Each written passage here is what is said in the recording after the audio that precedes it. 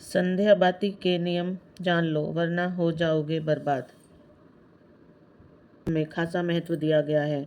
ये वो वक्त है जब सूर्य देव अस्त होते हैं और मान्यता के अनुसार इस समय भगवान शिव और पार्वती धरती पर गमन करते हैं। इसलिए शाम की पूजा को बहुत ध्यान से और सच्चे मन से करना चाहिए।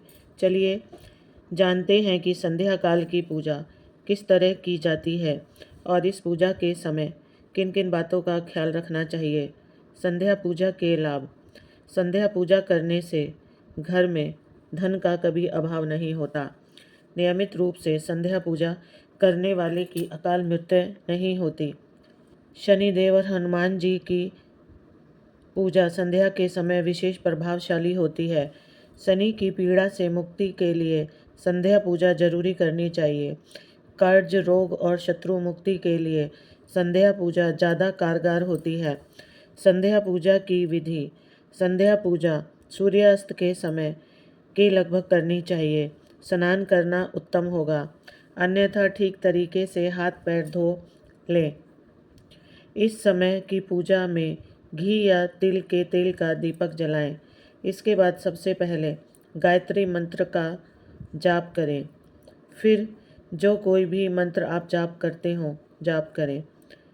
पूरे घर में या तो धूप जलाएं या आरती दिखाएं। संध्या पूजा की सावधानियां।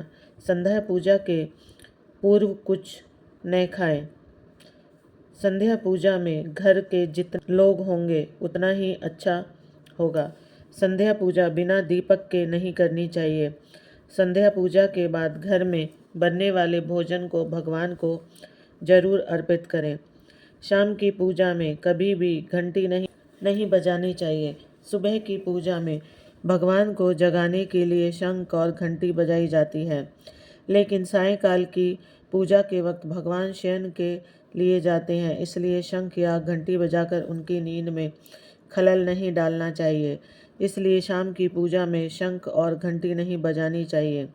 शाम की पूजा में आप भगवान को फूल चढ़ा सकते हैं, लेकिन इस बात का ध्यान रखें कि शाम की पूजा के वक्त पेड़ से फूल तोड़ने की गलती ना करें। अगर आपको फूल चढ़ाने हैं तो आप पहले ही पेड़ों से फूल तोड़कर रख सकते हैं। दरअसल शाम के वक्त पेड़ों से फूल पत्ते तोड़ना गलत माना जाता है।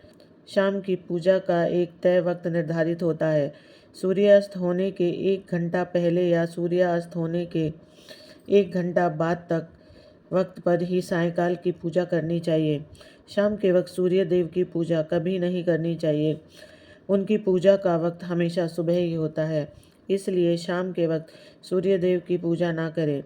कभी भी संध्या काल की पूजा रात्रि में नहीं करनी चाहिए। ऐसा करने से देवगण नाराज होते हैं, जिससे आर्थिक संकट पैदा होता है। सायंकाल की पूजा के समय तुलसी के पौधे के आगे दीपक जलाना अच्छा माना जाता है, लेकिन इस समय तुलसी के पत्ते नहीं तोड़ने चाहिए। इतना ही नहीं, सायंकाल की पूजा में तुलसी के पत्तों को भी नहीं चढ़ाना चाहिए। संध्या पूजा में दीपक जलाने के नियम। 1. कहाँ रखे दीपक। ज्योतिष शास्त्र की माने तो पूजा करते समय केवल दीप जलाना ही पर्याप्त नहीं है, बल्कि उसे कहाँ रखना है यह भी जानना उतना ही जरूरी है। इसलिए दीप को हमेशा भगवान की तस्वीर के ठीक सामने रखना चाहिए। इसके अलावा अगर घी का दीपक जला रहे हैं तो उसे अपने बाएं हाथ की ओर रखें और तेल का दीपक जला रहे हैं तो उसे अपनी दाईं ओर रखें। 2. कैसी होनी चाहिए बाती। बहुत से लोग हर तरह के दीप में एक ही बाती का इस्तेमाल करते हैं, लेकिन घी और तेल की बाती अलग अलग होनी चाहिए। अगर आप घी का दीपक जला रहे हैं तो दीप में रुई की बाती रखें, लेकिन अगर तेल का दीपक जला रहे हैं तो उसमें लाल धागे की बाती बनाएं। ऐसा करना शुभ माना जाता है। 3. किस दिशा में जलाएं दीपक। बहुत से लोग घर के कोने में भी दिया जलाते हैं, लेकिन ध्यान रखें कि दीपक को कभी भी पश्चिम दिशा में न रखें। ऐसा करने से आर्थिक परेशानियों का सामना करना पड़ सकता है। साथ ही दीपक को इस तरह से भी न रखें कि उसकी रोशनी दक्षिण दिशा की ओर पड़े। शाम के समय घर के मुख्य द्वार पर दीपक जलाना भी शुभ होता है। 4. किस समय जलाएं दीप? जब मन करे तब भगवान की पूजा कर ली या दीपक जला लिया। ऐसा करने से नुकसान हो सकता है, इसलिए सुबह 5 बजे से लेकर 10 बजे तक और शाम को 5 से 7 बजे के बीच में ही दीप जलाना चाहिए। 5. कैसा हो दीपक? ध्यान रहे कि आप पूजा में जिस दीप का इस्तेमाल कर रहे हो वह कहीं से भी खंडित नहीं होना चाहिए। खंडित दिए में दीप जलाने से देवी लक्ष्मी अप्रसन्न हो सकती है। साथ ही दीपक जलाने से पहले दिए को अच्छे से साफ कर लें। अगर पूजा करते वक्त किसी कारण दीपक बुझ जाए तो उसे तुरंत दोबारा जलाकर ईश्वर से क्षमा याचना कर लें। पूजा के दौरान दीपक बुझना। दोस्तों, धर्मशास्त्र के मुताबिक पूजा के दौरान दीपक के बुझ जाने का अर्थ यह होता है कि देवी देवता आपसे नाराज हैं। ऐसा होने पर पूजा करने वाले की मनोकामना पूर्ण होने में बाधा आती है। ऐसी स्थिति में हाथ जोड़कर ईश्वर से सच्चे मन से क्षमा मांग सकते हैं और दोबारा से दीपक प्रज्वलित कर सकते हैं। पूजा के दौरान दीपक बुझ जाने का एक अर्थ ये भी होता है कि व्यक्ति सच्चे मन से ईश्वर की आराधना नहीं कर रहा है। इसकी वजह मोबाइल का इस्तेमाल या दूसरी बातों का ध्यान हो सकता है। ऐसे में बेहतर रहेगा कि पूजा अर्चना से पहले आप अपने सारे गैजेट्स बंद कर दें। किसी अनिष्ट का संकेत होता है। दीपक का बुझना। आरती के समय दीपक का बुझना किसी अनिष्ट के होने का संकेत होता है। ऐसे में बेहतर रहेगा कि पूजा शुरू करने से पहले आप उसमें पर्याप्त घी तेल डाल लें। साथ ही उसकी बाती की लंबाई भी एक बार जांच लें।